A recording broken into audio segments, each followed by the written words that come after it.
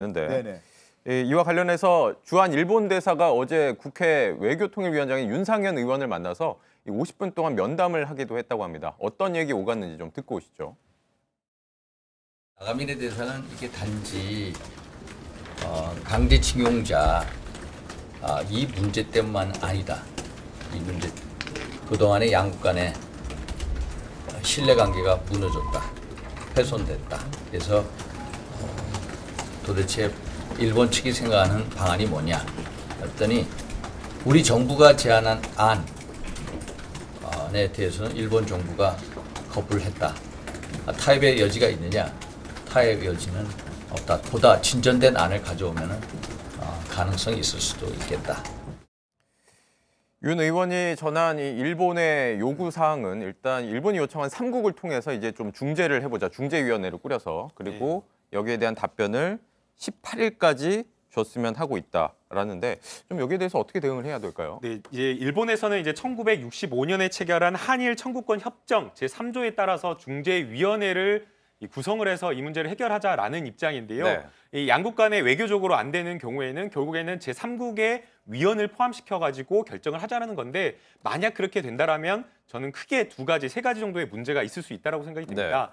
이 첫 번째는 일본과 한국 간의 우리나라와의 여러 가지 문제를 제3국의 당사자 손에 이 문제를 해결을 맡기는 어떤 그런 문제가 있기 때문에 이것은 타당하지 않다라고 보이고요. 그다음 두 번째 이게 가장 큰 문제인데요.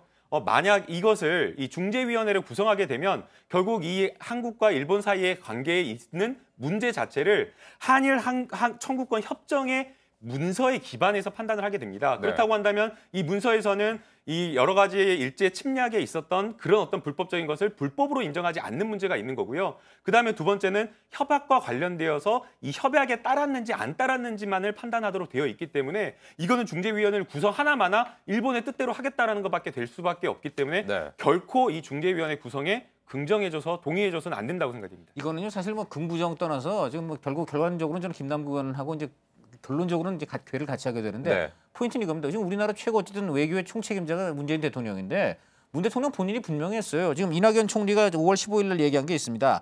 사법 절차가 진행 중인데 행정부가 나서서 무엇을 한다는 것이 삼권 분립 원칙에 맞지 않는다. 이게 무슨 얘기는 사실 문재인 대통령 말씀이에요. 문재인 대통령이 1월 달에 이거 재판 중인 사안이다. 간단히 정리해버렸어요. 그래서 지금 사실 이 문제가 다 아시겠지만 강경화 장관이었다가 그다음에 저 이낙연 총리였다가 그다음에 정우영 안보실장이었다가 지금은 노영민 비서실장까지 갔어요. 무슨 얘기냐? 지금 행정부 차원에서 해결할 사람이 없어요. 문재인 대통령 본인의 원칙이 재판 절차, 삼권 분립 이겁니다. 그렇기 때문에 이건 저희가 논쟁의 대상이 되지 못합니다. 한국 정부 100% 중재안을 거부하게 됩니다. 왜냐하면 이제 문재인 대통령의 철학이기 때문에. 그래서 저는 이제 뭐 이것이 긍부정 따지는 건 적절치 않고 결과만 말씀드리겠는데 결과는 저는 사실상 이게 단교를 각오하고 아마 그 일본하고 아마 강대강 지금 대치가 불가피하고 그러니까 어떻게 보면 준 단교 상황을 염두에 두고서 우리 국민도 이제는 그 한일 관계를 좀 직시할 필요가 있다 이렇게 봅니다. 저는 단교는 너무 많이 나간 것 같고요. 저는 프레임을 강경한 의견을 좀 주신 것 같습니다. 왜냐하면 강대강은 이건 왜냐면 원칙의 문제입니다. 이것도 제 의견입니다. 단교까지는 아직 예상하지 않아도 된다. 제 생각엔 국제 정치적으로 봤었을 때 이 문제 프레임을 바꿔야 된다라고 생각해요. 지금 일본 정부에서 제안하고 있는 프레임은 남한과 그러니까 한국과 일본 간 한일 분쟁으로 일어난 경제 문제 이렇게까지 나아가잖아요. 근데 그게 아니라 지금 한국 정부에서는 이 프레임에서 대응하는 게 아니라 사실 지금 일본이 저지르고 있는 일은 우리 아시아 태평양 지역에 있는 평화와 경제 체계 자체를 망가뜨리는 일이다.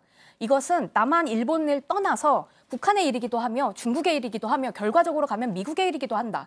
지금 일본이 이런 식으로 나오는 것에 대해서 다른 나라들 동의하시는가? 지금 이렇게 가다가는 우리가 경제뿐만이 아니라 애써 구축해 놓은 그 남북 간의 평화 체계 자체가 깨질 수도 있다. 이런 메시지를 일본 그 자국민 안에서도 일본 국민에게도 전달하고 다른 나라에게도 전달을 하여 이 문제가 그냥 이런 걸로만 그러니까 두 양 당국에서 해당되는 일이 아니라고 얘기를 전 정확하게 천명하는 게 중요하다고 생각하고요.